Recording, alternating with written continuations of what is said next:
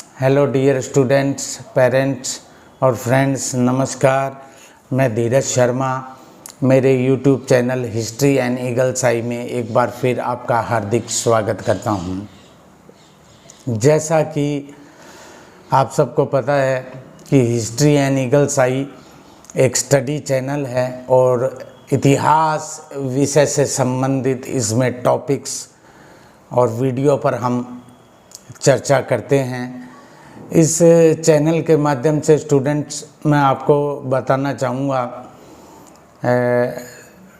कई स्टूडेंट की मांग पर, पेरेंट्स की मांग पर अब जल्द ही इस चैनल में आपको Indian history, world history, Indian constitution, world constitution, education psychology, REET के लिए, जी हाँ, रीट परीक्षा आने वाले दिनों में एजुकेशन साइकोलॉजी के भी वीडियो आपको देखने को मिलेंगे। इसके अलावा राजस्थान आर्ट कल्चर, राजस्थान का इतिहास और सोशल टॉपिक पर जुड़ी हुई बातें हम इस चैनल में आप और हम मिलकर करेंगे। आज का जो हमारा मुख्य टॉपिक है वो है मुग़ल साम्राज्य में बादशाह अकबर। जी हाँ, जलालुद्दीन मोहम्मद अकबर एकमात्र पूरे मध्यकालीन में बादशाह अकबर जिसकी धार्मिक नीति भारत के इतिहास में अपना विशेष महत्व रखती है। जी हाँ, अकबर बचपन से ही जिज्ञासु प्रवृत्ति का था। कुछ नया जानने की चेतना अकबर में सदा बनी रहती थी। भारत के इतिहास में अकबर पहला ऐसा बादशाह था जिसने गद्दी पर बैठने के बाद में यह महसूस किया कि अगर भारत में लंबे समय तक शासन करना है तो एक धार्मिक नीति का क्रियान्वयन किया जाए, राजपूत नीति का क्रियान्वयन किया जाए। और वास्तव में अकबर पहला ऐसा बादशाह था जिसने भारत में हिंदू मुस्लिम एकता पर बल दिया। अपनी धार्मिक नीति के अंतर्गत हिंदुओं को प्रशासन में उच्च पद दिए, खासकर राजपूतों को। और इसके अलावा अकबर ने जितने भी मुख्य राजपूत राजा थे उन्हें अपने दरबार में जगह दी। आज हम इसके प्रथम भाग में अकबर की धार्मिक नीति की चर्चा करेंगे। तो स्टूडेंट्स तैयार हो जाएं, नोटबुक लेके बैठें। जो भी आपको अच्छी बात लगे आप उसे अपनी नोटबुक में ज़रूर उतारें। तो शुरू करते हैं फटाफट अकबर और उसकी धार्मिक नीति। जी हाँ, आईने अकबरी में अबुल फजल जो इसके लेखक थे और अकबर के नवरत्नों में से एक थे, वे अकबर के शब्दों में लिखते हैं कि जब मैं 20 साल का हुआ तो मुझे आंतरिक कटुता का पता चला। जब मैं 20 साल का हुआ तो मुझे आंतरिक कटुता का पता चला कि मैंने अंतिम यात्रा के लिए कोई तैयारी नहीं की है और इससे मेरी आत्मा को बहुत दुख हुआ। जी हाँ, बादशाह अकबर जिज्ञासु प्रवृत्ति, नया जानने की तमन्ना, हर धर्म के अच्छे तत्व जानने की तमन्ना, ये अकबर की खास आदतों में से एक आदत थी। अकबर का जन्म एक राजपूत के आंगन में हुआ। अमरकोट के राणा वीर साल सिंह के आंगन में। जब हुमायूं घर से बेघर हो चुका था और दर दर की ठोकरें खा रहा था, तो अमरकोट के राणा वीर साल सिंह ने हुमायूं को शरण दी और वहीं वीर साल के घर आंगन में बादशाह अकबर का जन्म हुआ और अकबर इसे भूला नहीं। ऐसे कौन से तत्व थे, ऐसी कौन सी बातें थी कि जिनसे प्रभावित होकर अकबर ने धार्मिक नीति का क्रियान्वयन किया? जी हाँ, ऐसी मुख्य बातों में अगर हम इसका अध्ययन करें तो अकबर की धार्मिक नीति को प्रभावित करने वाले तत्वों में अकबर के वंशज, अकबर का संरक्षक बैराम खां, अकबर का गुरु, धार्मिक गुरु अब्दुल लतीफ़, अकबर की माँ हमीदा बानो बेगम की उदारता, हिंदुओं के साथ वैवाहिक संबंध और भक्ति आंदोलन का अकबर के दिल और दिमाग पर गहरा प्रभाव पड़ा और अकबर की जिज्ञासा और भी ज़्यादा जागने लगी। अकबर ने एक धार्मिक नीति क्रियान्वित करने का फैसला किया। अकबर की धार्मिक नीति सुलह ए कुल पर आधारित थी, विश्व बंधुत्व पर आधारित थी। अकबर ने अपनी धार्मिक नीति के अंतर्गत सर्वप्रथम जो कदम उठाए, वे कदम उससे पूर्व के किसी भी बादशाह ने नहीं उठाए, क्योंकि अकबर भली भांति ये जानता था कि अगर उसे लंबे समय तक भारत में शासन करना है, लोगों का विश्वास जीतना है, तो उसे हिंदुओं और अन्य धर्मों के रीति रिवाज को अपनाना पड़ेगा। आज हम चर्चा कर रहे हैं अकबर बादशाह और उनकी धार्मिक नीति। सर्वप्रथम गद्दी पर बैठते ही धार्मिक नीति को अपनाने से पूर्व अकबर ने वर्षों से बंद पड़े युद्ध बंदियों को रिहा करना शुरू किया, जबरन धर्म परिवर्तन करना बंद किया, घृणित कर जजिया को अकबर ने समाप्त किया। जी हाँ, जजिया एक प्रकार का धार्मिक कर जो गैर मुसलमानों से लिया जाता था, जिसकी राशि उच्च, मध्यम और निम्न वर्ग 48, 24 और 12 दिरहम सालाना थी। ये अकबर ने बंद किया और सर्वप्रथम अकबर ने फतेहपुर सीकरी में 1575 में इबादत खाने का निर्माण किया। इबादत खाना अर्थात पूजा घर, जहाँ अकबर अपने साथी उलेमाओं, अमीर, हिंदू पदाधिकारियों, इन सब के साथ चर्चा करता था, धर्म के विषय में जानना चाहता था। इस कारण अकबर ने इबादत खाना अर्थात पूजा घर की 1575 में स्थापना की।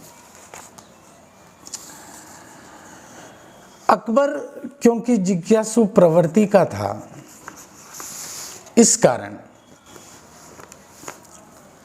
अकबर ने इबादत खाना के दरवाजे सभी धर्मों के लिए खोल दिए। तत्कालीन इतिहासकारों और उनकी रचनाओं से हमें इस विषय में जानकारी मिलती है। अब धर्मावलंबियों के लिए इबादत खाने के दरवाजे खोल दिए गए। अब वह हिंदू, जैन, पारसी, ईसाइयों को भी आमंत्रित करने लगा इबादत खाने में। लेकिन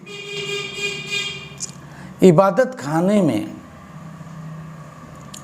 उलेमाओं के आपसी वाद विवाद, धर्म को लेकर आपसी लड़ाई, आपसी वाद विवाद और एक दूसरे के प्रति जलन और आरोप को जब अकबर ने देखा, उन्हें लड़ते देखा, तो वह दुखी हो उठा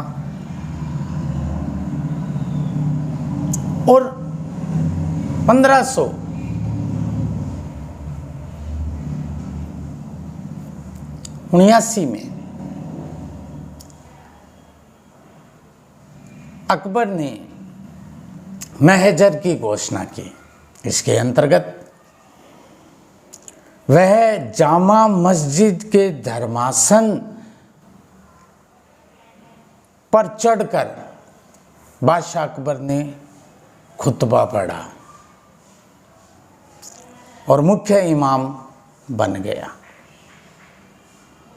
और एक घोषणा पत्र जारी किया।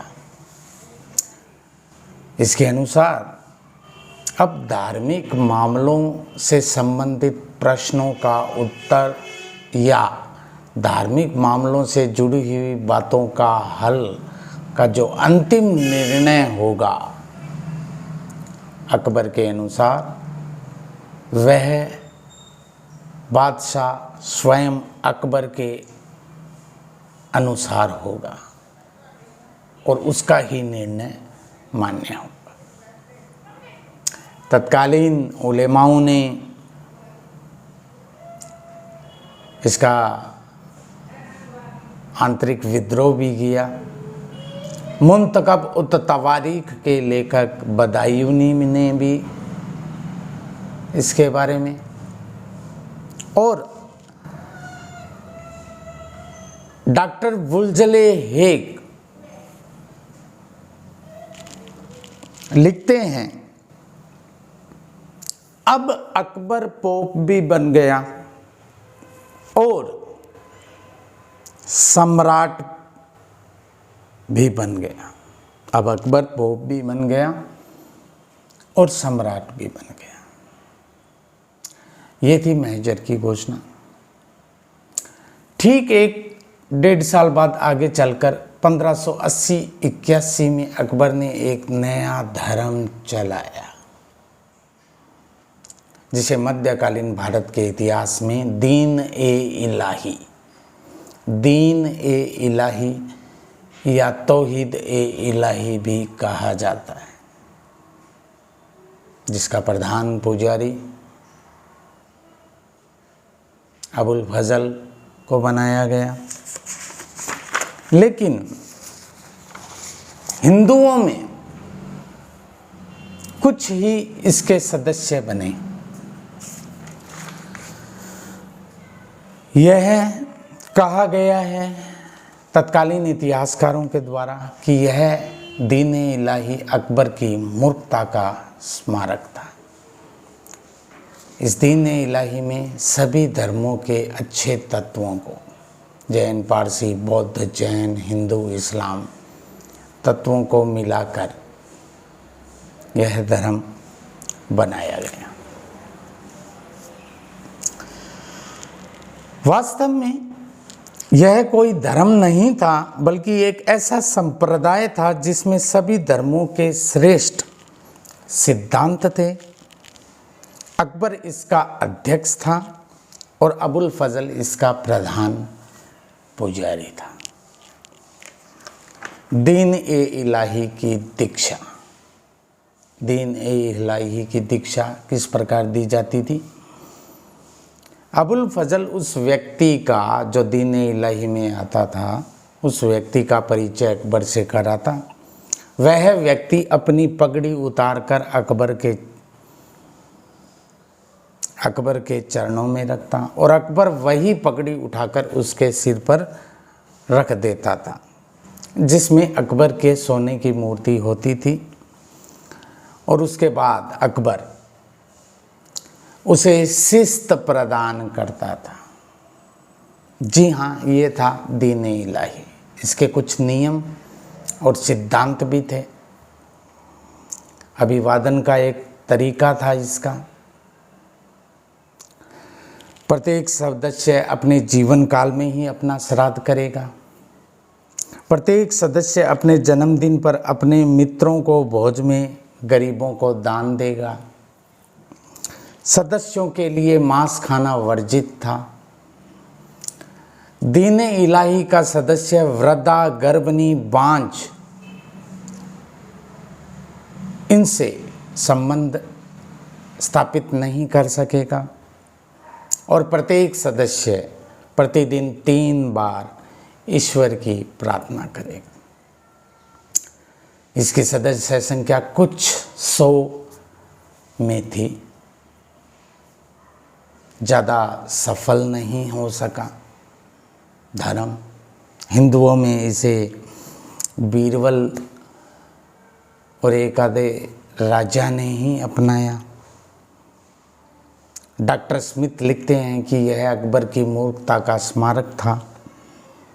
लेकिन डॉक्टर श्रीवास्तव यहाँ बहुत अच्छी बात लिखते हैं, जो मैं आपको सुनाता हूँ। वास्तव में अकबर दीन ए इलाही के द्वारा हिंदू व इस्लाम दोनों में एकता स्थापित करना चाहता था। यह उसकी उदारता, सहिष्णुता और सुलह कुल की नीति का प्रतीक था और बुदायनी जैसे कट्टर मौलवी का नाराज होना इसमें स्वाभाविक था।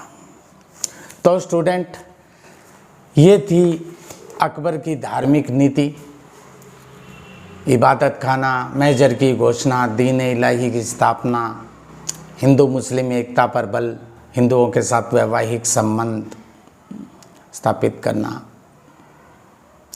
तो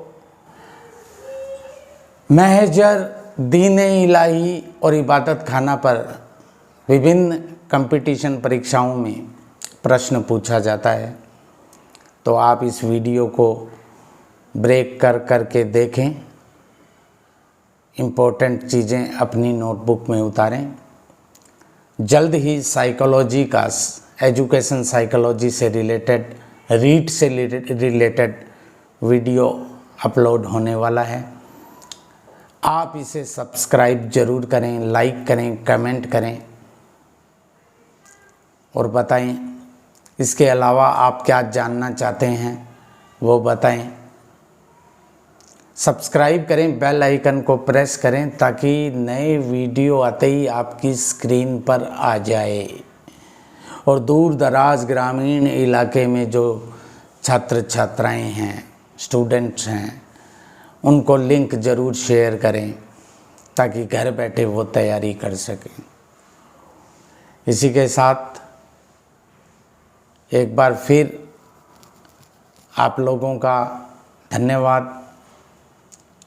जल्द ही एक वीक के अंदर 10 से 12 वीडियो अपलोड कर दिए जाएंगे, जो आने वाले रीट से रिलेटेड होंगे। इसी के साथ आपसे इजाज़त लेता हूँ। नमस्कार, धन्यवाद।